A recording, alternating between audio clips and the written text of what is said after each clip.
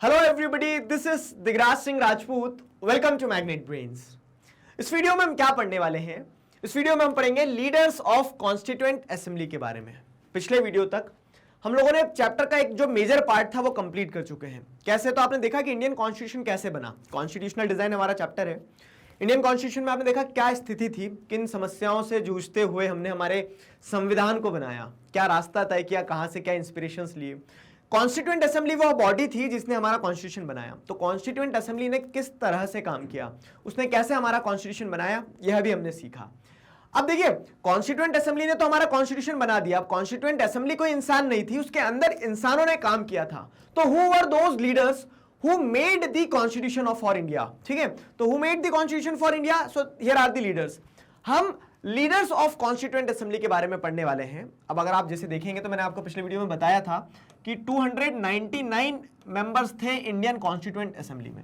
इन 299 members के बारे में नहीं पढ़ेंगे हम कुछ लीडर्स के बारे में पढ़ने वाले हैं, जिससे हमें यह समझ में आएगा कि जो कॉन्स्टिट्यूएंट असेंबली थी ये कितनी ब्रॉड बेस्ड थी, किस तरह से अलग अलग डोमेन के लोगों ने काम किया, किस तरह से। आप जैसे देखेंगे तो सिर्फ जो आर्ग्यूमेंट था ना, पिछले वीडियो में पढ़ा था कि कांग्रेस डोमिनेट कर रही थी, तो नहीं, कांग्रेस के अलावा भी कॉन्स्टिट्यूएंट असेंबली में मेंबर्स थे। कौन थे, कैसे थे, कुछ लीडर्स के बारे में पढ़ेंगे, उनके बेसिक बैकग्राउंड के बारे में समझेंगे, जिससे आपको एक आइडिया लगेगा कि कॉन्स्टिट्यूएंट असेंबली में कौन लोग थे। ठीक है, चलो स्टार्ट करते हैं यहां से।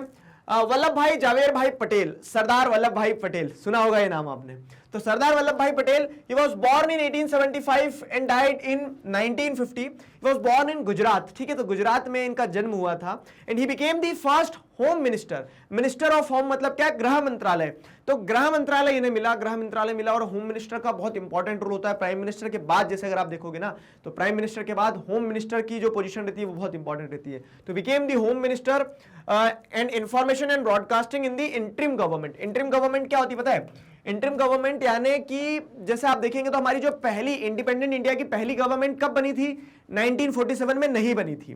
ठीक है, 1951 से 52 तक इलेक्शन हुए। 52 में पहला गवर्नमेंट बनती है, जवाहरलाल नेहरू पहले इलेक्टेड प्राइम मिनिस्टर बनते हैं। इसके पहले क्या था? इसके पहले जो गवर्नमेंट बनी थी ना, ब्रिटिशर्स तो 47 में चले गए थे, तो पहली इलेक्टेड गवर्नमेंट के पहले जो कह सकते हैं क्या, एक तरह से एक ऐसी गवर्नमेंट जो शायद डायरेक्टली इलेक्टेड नहीं थी, जो काम कर रही थी। क्यों? क्योंकि देश में कोई और संभालने वाला नहीं था, तो वह इंटरिम गवर्नमेंट थी। इंटरिम बजट आता ना कभी कभी, जैसे इलेक्शंस होने वाले रहते हैं तो पूरे साल भर का बजट नहीं लाते हैं, कुछ ही समय का बजट लाते हैं वो। तो इस तरह से क्या होता है कि इंटरिम गवर्नमेंट बनाई गई थी। इंटरिम गवर्नमेंट का काम क्या था? इंटरिम गवर्नमेंट का काम यह था कि जब तक देश में यूनिवर्सल एडल्ट सफरेज के बेसिस पे क्या इलेक्शन नहीं हो जाते, तब तक के लिए हम देश संभालते हैं। प्राइम मिनिस्टर उसके कौन थे?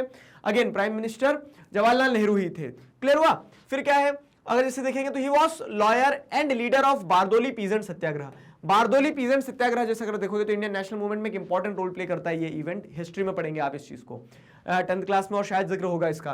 क्लियर? तो lawyer and leader of Bardoli peasant Satyagraha, in fact Gujarat के जो लोकल मूवमेंट्स रहे हैं, ठीक है, मूवमेंट्स रहे हैं, जिसमें खेदा मूवमेंट हो गया, बारदोली सत्याग्रह हो गया, तो इनके थ्रू क्या है, इन्होंने कहीं ना कहीं कह सकते हैं कि कांग्रेस से अपनी क्लोजनेस बढ़ाई, महात्मा गांधी के नजदीक आए, और वहां से इंडियन नेशनल मूवमेंट में एक एक्टिव पार्टिसिपेंट की तरह इन्होंने रोल प्ले किया। लॉयर थे ये। एक चीज ध्यान रखना, आप देखोगे बहुत सारे लीडर्स, जितने भी लीडर्स आप पढ़ोगे लीडर्स ऑफ कॉन्स्टिट्यूएंट असेंबली के, तो उनमें आपको मेजोरिटी ऑफ दी लीडर्स जो मिलेंगे वो लॉयर्स मिलेंगे, पता है। तो उस समय पे lawyer as a profession choose करना अपने आप में एक प्राइड रहता था। और लॉयर मतलब नॉलेज इज पावर, तो लॉयर के थ्रू क्या है कि उनके पास ज्ञान रहता था, उस ज्ञान की मदद से वो नेशनल मूवमेंट को ब्रिटिशर्स के अगेंस्ट में आवाज उठा सकते थे। क्लियर हुआ? फिर क्या, he played a decisive role in the integration of Indian princely states, and this is the point, ठीक है, why we should bow down to him. Indian princely states की अगर बात करें तो ब्रिटिशर्स जब जा रहे थे तो 3 ऑप्शन छोड़ के गए थे। मैंने आपको बताया था ये मेकिंग ऑफ इंडियन कॉन्स्टिट्यूशन वाले टॉपिक में। इंडिया में जो प्रिंसली स्टेट थे, जो राजा रजवाड़े थे, उनके सामने 3 ऑप्शन थे, या तो इंडिया में जुड़ जाओ, या तो पाकिस्तान में जुड़ जाओ, या फिर इंडिपेंडेंट रह लो। अब दिक्कत वही थी कि इन सबको, इंडियन प्रिंसली स्टेट्स को इंडियन यूनियन में जोड़ना है। क्यों? क्योंकि अगर आप उनको पाकिस्तान की तरफ जाने दोगे तो भी आपको टेरिटरी का लॉस है, इंडिपेंडेंट रहेंगे तो भी टेरिटरी का लॉस है, और इंडियन यूनियन में जुड़ेंगे तभी क्या है, इंडिया यूनाइटेड दिखेगा। तो वहां पे अगर आप जिसे देखेंगे तो सरदार वल्लभ भाई पटेल ने एक बहुत डिसाइसिव रोल प्ले किया है when it comes to the integration of princely states. उन सभी राजा रजवाड़ों को आज का जो भारत देखते हैं आप, उसमें जोड़ने का पूरा क्रेडिट अगर हम दें तो सरदार वल्लभ भाई पटेल को जाना चाहिए। समझ में आई मेरी बात? ठीक है। फिर क्या है, he later became the deputy prime minister. Deputy prime minister जैसे आप देखेंगे तो डेप्यूटी प्राइम मिनिस्टर किधर गए? हाँ, डेप्यूटी प्राइम मिनिस्टर इज अब पोर्टफोलियो आप कहेंगे कि डायरेक्ट नहीं है, लेकिन जो होम मिनिस्टर होते हैं उन्हीं को डेप्यूटी प्राइम मिनिस्टर की तरह कंसीडर किया जाता है। क्लियर है? तो डेप्यूटी प्राइम मिनिस्टर बनते हैं ये। ठीक, डेप्यूटी प्राइम मिनिस्टर के बाद में आगे बढ़ते हैं। अबुल कलाम आजाद, अब्दुल नहीं अबुल, ठीक है। तो अबुल कलाम आजाद जैसे आप देखोगे तो again he was one of the most important minority leader during the period of Indian national movement and we can say during the period when Constituent Assembly was framing the Constitution। ठीक है, तो जब संविधान बनाया जा रहा था, जब अबुल कलाम आजाद ने एक बहुत इंपॉर्टेंट रोल प्ले करा। ठीक, he was born in 1888 and died in 1958, born in Saudi Arabia, Saudi Arabia में इनका जन्म हुआ था। सऊदी अरेबिया में जैसे अगर आप देखेंगे तो कनेक्शन है सऊदी अरेबिया और इंडिया में, आप जैसे देखेंगे कनेक्शन है, काफी सारा डायस्पोरा, काफी सारे माइग्रेंट्स आपको यहां से वहां देखने को मिलेंगे। Educationist, author and theologian, theologian मतलब the one who studies the religion, जो धर्म को पढ़ते हैं, जो भगवान को पढ़ते हैं ना, उन्हें थियोलॉजियन कहा जाता है। तो थियोलॉजियन थे, एजुकेशनिस्ट थे, ऑथर थे। एजुकेशन में इन्हें बहुत ज्यादा इंटरेस्ट था और इसी कारण से क्या बनते हैं देखो, तो later education minister in the first union cabinet. 1952 में जो पहला यूनियन कैबिनेट बनता है, जवाहरलाल नेहरू जिसके प्राइम मिनिस्टर थे, तो उसमें एजुकेशन मिनिस्टर बनते हैं ये। क्लियर हुआ? फिर क्या है, scholar of Arabic, scholar of Arabic, Arabic language के स्कॉलर थे। Congress leader, active in national movement, national movement में, इंडियन नेशनल मूवमेंट में एक एक्टिव रोल प्ले किया।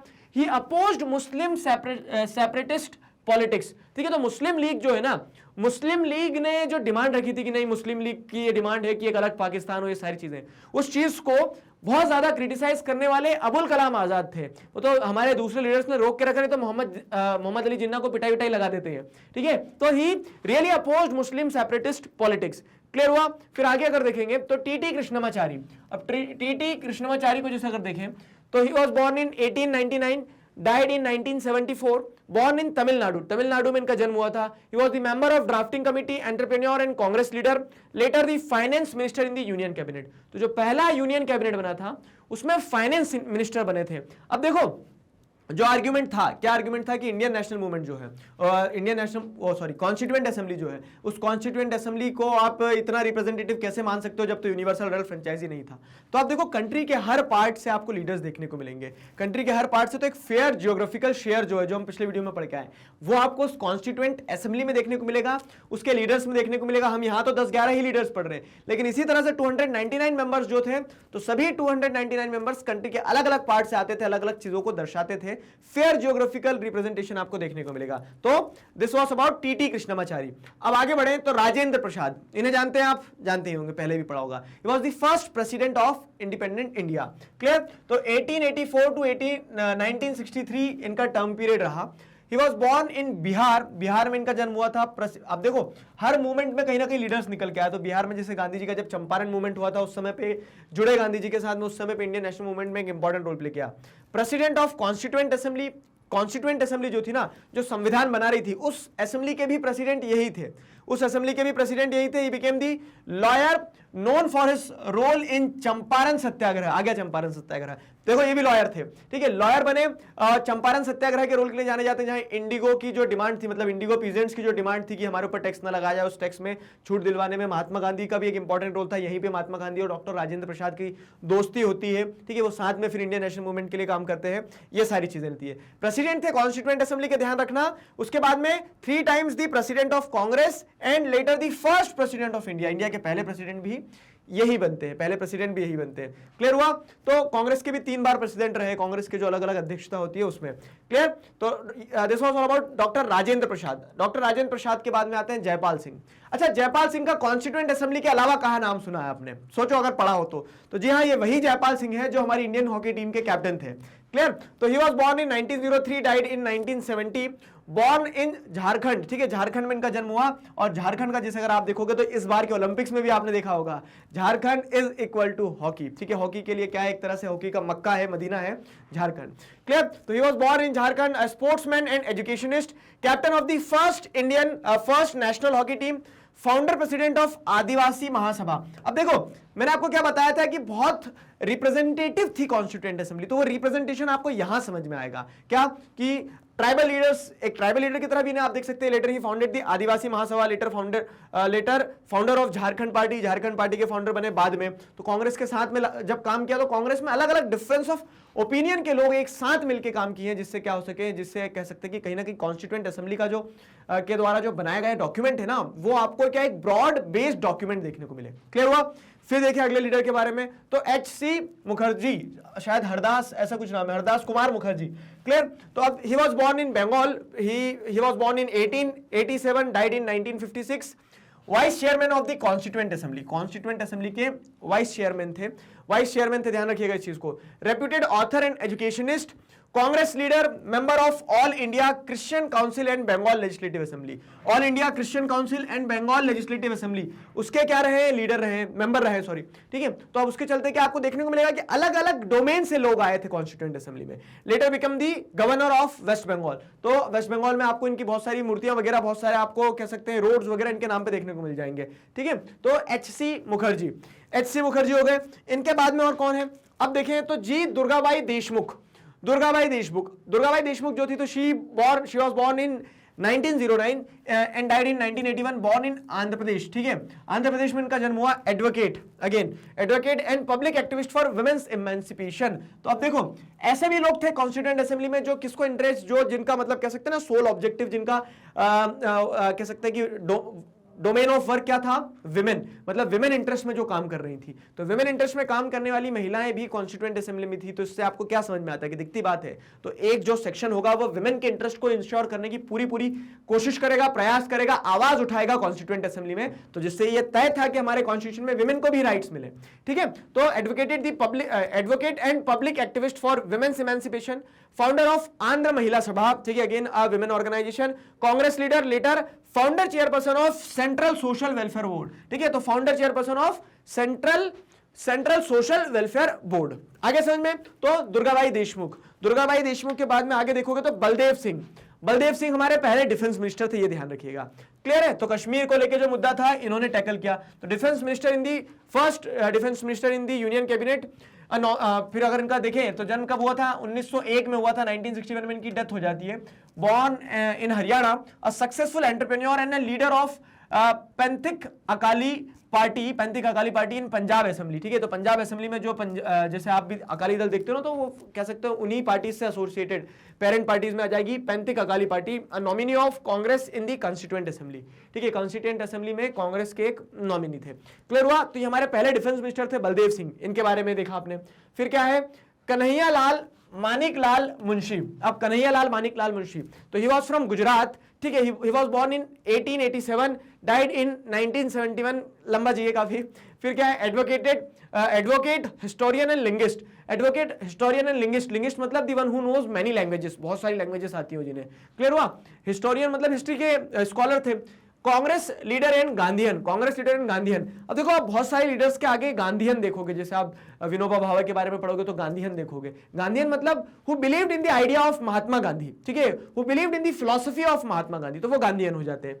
फिर क्या है, later minister in the union cabinet, founder of the Swatantra party. जी हाँ, अब क्या होता है ना कि आप जैसे देखेंगे तो आगे चल के कांग्रेस के अंदर से भी बहुत सारी पार्टीज निकलती है। तो एक पार्टी जो निकलती है वो स्वतंत्र पार्टी निकलती है। तो सी राजागोपालाचारी हो गए, यहाँ पे कन्हैयालाल मानिकलाल मुंशी हो गए, तो ये लोग स्वतंत्र पार्टी के फाउंडर मेंबर्स में से थे, स्पेसिफिकली सी राजागोपालाचारी, ठीक है। तो ये कन्हैयालाल मानिकलाल मुंशी हो गए। इनके बाद आगे देखोगे तो भीमराव रामजी अंबेडकर, ठीक है, B R Ambedkar, doctor B R Ambedkar, इनका नाम भी सुना है आपने। तो he was the chairperson of drafting committee. अब ही वाज बोर्न इन 1891, ठीक है, and he died in 1956, born in Madhya Pradesh Mhow में इनका जन्म हुआ था। फिर आप देखेंगे तो he was the chairman of drafting committee के चेयरमैन थे, जिसने वो कच्चा चिट्ठा तैयार किया था, जिस कमेटी ने वो कच्चा चिट्ठा तैयार किया था जिसे हम आज कॉन्स्टिट्यूशन कहते हैं, after the debate and discussion in the constituent assembly. तो उस ड्राफ्ट कॉन्स्टिट्यूशन जो था उसे तैयार करने वाली कमेटी के हेड थे, चेयरमैन थे, ठीक है। He was social revolutionary thinker and agitator against caste divisions and caste based inequalities. अब देखो इस तरह के जब जैसे आप देखोगे ना कि कितना डाइवर्स आपको क्या देखने को मिल रहा है, कंपोजिशन देखने को मिल रहा है। विमेन इमेंसिपेशन की बात करने वाले लोग भी मेंबर थे, ठीक है। उसी के बाद में आप जैसे देखेंगे तो जो कास्ट बेस्ड डिविजन्स हैं, या फिर कह सकते हैं सोसाइटी में जो अपर कास्ट लोअर कास्ट का सिस्टम था, वो जो डिवीजन था, वो जो डिस्क्रिमिनेशन था, उसको अपोज करने वाले लोग भी आपको कॉन्स्टिट्यूएंट असेंबली में देखने को मिलेंगे। इसका मतलब क्या है कि कॉन्स्टिट्यूशन में ये इंश्योर किया जाएगा कि ये चीजें आगे ना बढ़े, जो गलत है उसके अगेंस्ट में अपोज किया जाए, और अपोज करने वाले लोग कॉन्स्टिट्यूएंट असेंबली के मेंबर थे, क्लियर हुआ। तो he was social revolutionary thinker and agitator against caste divisions and caste based inequalities. Later law minister in the first cabinet of post independence India. ये चीज समझो यहां पे, ठीक है, कि ये चुनाव हार जाते हैं लेकिन फिर भी इन्हें लॉ मिनिस्टर बनाया जाता है। That shows the maturity in the politics at that time, ठीक है, ये दर्शाता है कि पॉलिटिक्स में कितनी मैच्योरिटी थी उस समय पे। उस समय पे पार्टी पॉलिटिक्स छोटे नैरो इंटरेस्ट में लड़ा नहीं करते थे। तो ये चुनाव हार गए थे डॉक्टर बी आर अम्बेडकर, लेकिन फिर भी इन्हें क्या है, लॉ मिनिस्टर बनाया गया जवाहरलाल नेहरू के द्वारा। आया समझ में? फिर क्या है, क्यों बनाया गया? क्योंकि he was capable person, founder of Republican party of India. बाद में इन्होंने रिपब्लिकन पार्टी ऑफ इंडिया जो आज आप देखते हैं उसको स्टैब्लिश किया, ठीक। फिर क्या है, श्यामा प्रसाद मुखर्जी, अगेन कह सकते हैं example of the mature politics of at that time. तो डिफरेंस ऑफ ओपिनियन था जवाहरलाल नेहरू के बीच में और श्यामा प्रसाद मुखर्जी के बीच में, लेकिन फिर भी क्या है, श्यामा प्रसाद मुखर्जी उस कैबिनेट का पार्ट बनते, जवाहरलाल नेहरू उन्हें भी पार्ट बनाते, ताकि आप डाइवर्स सेक्शन को इनकॉर्पोरेट कर पाओ उस सरकार में जो सरकार देश को चलाने वाली है, ठीक है। नैरो पार्टी पॉलिटिक्स तक सीमित नहीं थी उस समय की पॉलिटिक्स। क्लियर हुआ? ही वाज बोर्न इन 1901, 1953 में इनकी डेथ हो जाती है, ठीक है। He was born in West Bengal, minister for industry and supply in the interim government में वो मिनिस्टर बनते हैं। Educationist and a lawyer, active in Hindu Mahasabha, later founder president of Bharatiya Jana Sangh. भारतीय जनसंघ, आज जो भारतीय जनता पार्टी है, उसकी नींव जो रखी गई थी श्यामा प्रसाद मुखर्जी के द्वारा रखी गई थी, ठीक है। श्यामा प्रसाद मुखर्जी के द्वारा इस पार्टी की नींव रखी गई थी। कश्मीर के लिए इन्होंने कह सकते हैं कि बड़ा कंट्रीब्यूशन रहा इनका, ठीक है। तो श्यामा प्रसाद मुखर्जी हो गए। अब उसके बाद में आप देखेंगे जवाहरलाल नेहरू। तो again Jawaharlal Nehru first prime minister, आप जानते हैं, he was also the member of constituent assembly. तो he was born in 1889, died in 1864, born in Uttar Pradesh, prime minister of the interim government, ठीक है। इंटरिम गवर्नमेंट के भी प्राइम मिनिस्टर थे और पहली जो इलेक्टेड गवर्नमेंट आएगी उसके भी prime minister. Lawyer and a Congress leader, गिने कितने सारे लॉयर थे अभी तक जितने हमने लीडर्स पढ़ के उसमें आपने कितने सारे लॉयर्स देखे, ठीक है। Advocate of socialism, democracy and anti imperialism, ठीक है। सोशलिज्म को मतलब he was influenced by the model of USSR. आपने पढ़ा हिस्ट्री में यूएसएसआर का जो मॉडल है, तो यूएसएसआर का जो सोशलिस्ट मॉडल था उससे इंस्पायर्ड थे, डेमोक्रेसी के सपोर्टर थे, एंटी इंपीरियलिज्म जो ब्रिटिश गवर्नमेंट रूल कर रही थी तो उस चीज को अपोज किया, ठीक है। He was against anti imperialism, मतलब he believed in anti-imperialism, he was not against anti-imperialism. Later first prime minister of India, India के जो पहले इलेक्टेड प्राइम मिनिस्टर बनते हैं वो जवाहरलाल नेहरू बनते हैं।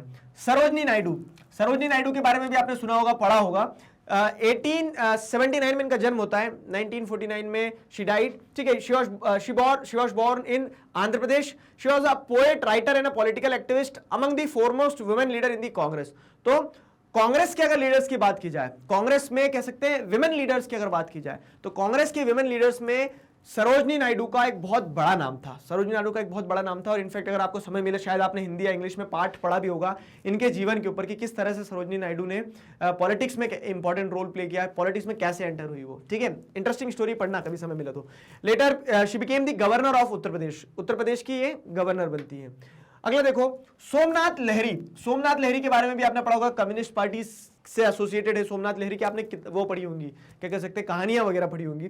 तो 1901 1984 इनका टाइम पीरियड रहा। 1901 में जन्म हुआ था, 1984 में he died. He was born in West Bengal, writer and editor, leader of communist party of India जो बनती है, तो सीपीआई जो है, सीपीआई के लीडर रहते हैं, later member of West Bengal legislative assembly. बाद में वेस्ट बंगाल में जो कह सकते हैं असेंबली इलेक्शंस होते हैं, असेंबली पॉलिटिक्स जो होती है, उसमें एक इंपॉर्टेंट रोल प्ले किया, वहां ये लीडर बने, ठीक है। So this was all about Somnath Lahiri. तो आज हमने अभी जितने भी आप देखोगे लीडर्स आपकी बुक में दिए गए हैं, उन सभी लीडर्स के बारे में पढ़ा। कॉन्स्टिट्यूएंट असेंबली में कौन कौन लीडर्स थे, सभी लीडर्स के बारे में हमने डिस्कस किया। आई होप आपको चीजें समझ में आई, आप कनेक्ट कर पाए हो। इससे हमारा कॉन्स्टिट्यूएंट असेंबली का एक आइडिया क्लियर हो गया कि कॉन्स्टिट्यूएंट असेंबली क्या थी, कौन थे, कैसे काम किया, सारी चीजें हो गई है। अब हम नेक्स्ट वीडियो से क्या पढ़ेंगे, गाइडिंग वैल्यूज के बारे में। ये तो हमने काम का तरीका देख लिया, कॉन्स्टिट्यूशन बन गया, अब वो कॉन्स्टिट्यूशन किन विचारों के हिसाब से बना, क्या क्या सोच थी, कैसे बना, तो कुछ चीजें नेक्स्ट टॉपिक में इंटरेस्टिंग आने वाली है, ठीक है। तो नेक्स्ट टॉपिक में हम वही सारी चीजें पढ़ने वाले हैं। मैग्नेट ब्रेन्स पर आपको इसी तरह से सभी सब्जेक्ट्स, चैप्टर्स, टॉपिक, सब टॉपिक, सब कुछ सिस्टमैटिक वे में वीडियोस के फॉर्मेट में अवेलेबल है। इन सभी वीडियोस को आप यूट्यूब चैनल पर देख सकते हैं और साथ ही साथ आप हमारी ऑफिशियल वेबसाइट पर भी विजिट कर सकते हैं। magnetbrains.com सर्च करना होगा। सिंपल सा रास्ता है, जैसे ही magnetbrains.com सर्च करेंगे आपके सामने एक वेबसाइट आएगी, उस पर क्लिक करेंगे। उस पर क्लिक करते ही आपके सामने क्या हो जाएगा, सारी क्लासेस आ जाएंगी। आपको जो भी क्लास पढ़ना है उस क्लास को सेलेक्ट कीजिए, आपके सामने उस क्लास के सब्जेक्ट्स आ जाएंगे। सब्जेक्ट्स आ जाएंगे, आपको क्या करना होगा, फिर आपको जो चैप्टर पढ़ना है, सब्जेक्ट आ गए, सब्जेक्ट सेलेक्ट करो, चैप्टर आ जाएगा, टॉपिक आ जाएगा, सब टॉपिक आ जाएगा। आराम से घर बैठे देखो, सिलेबस कंप्लीट करो। अपने जूनियर्स और सीनियर्स को जरूर बताइए, क्योंकि किंडरगार्टन से क्लास 12 तक इसी तरह से सब कुछ मैग्नेट ब्रेन्स पर अवेलेबल है। I hope you enjoyed it. Next video में मिलते हैं अगले टॉपिक के साथ। Till then stay connected, keep learning. Thank you very much.